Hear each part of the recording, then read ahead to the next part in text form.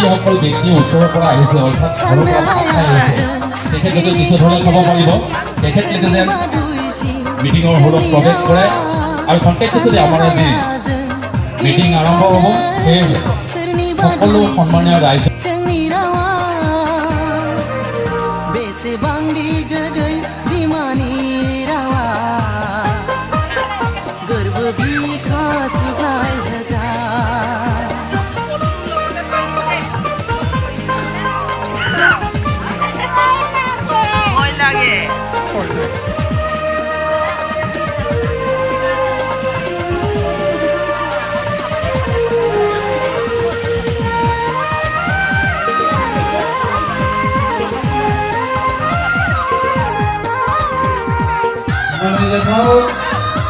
राष्ट्र जिल्लानि फैनाय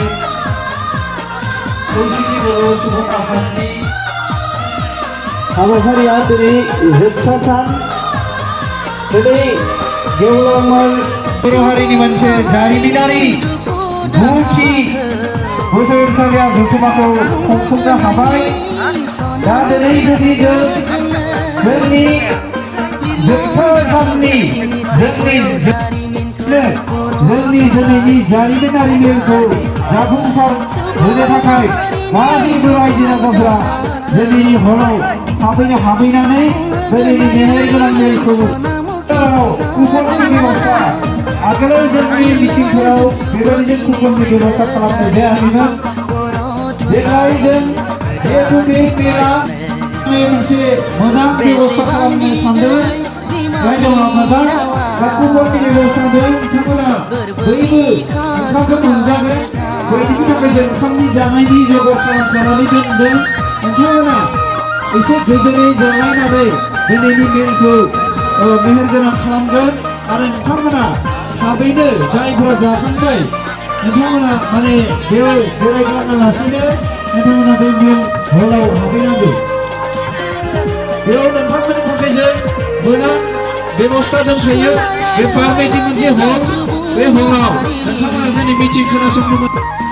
आरो चेयारपारसन स्पिकार बुंथिगिरि बिथाङा इतिमध्य फैनानै सफैखाबाय हान्जाफोर त्रिपुरानिफ्राय फैदों बिथांमोननि मोसानायखौ नोंथांमोना नुनो मोनगोन बेनि थाखायनो नोंथांमोना बेयाव आलाय सिलाय गिदिङालासिनो नोंथांमोना बे हल सिङाव हाबनानै आरामसे जिरायनानै जोंनि बे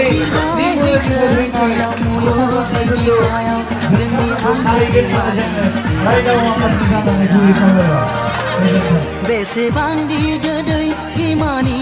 रावा गोरबो बिखा सुग्लाय होग्रा जोंनि गोजोर सिनायथि बियो सुबुं जिउ सानस्रिखौ बेरखांहोग्रा साननो हाया जों बेनिखायनो सोरनिबा दुइसिन जोंनि रावा साननो हाया जों बेनिखायनो सोरनिबा दुइसिन जोंनि रावा बेसेबांदि गोदै बिमानि रावा गोरबो बिखा सुग्लाय होग्रा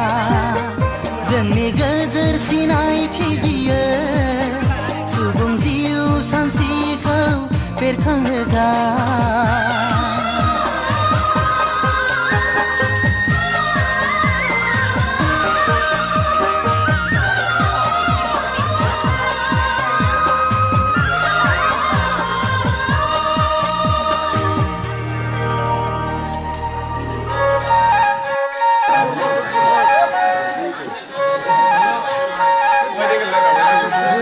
गया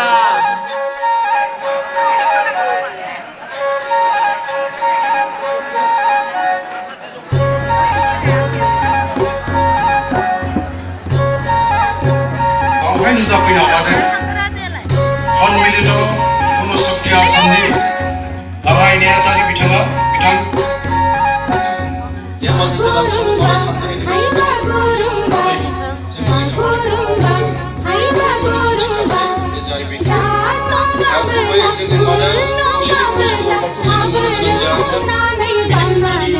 बेनि गोनांथि बा बेखौ मिथिनो गोनां जोंनि जारिमिनफोरखौ मैया नोंथांमोननो डेलिगेट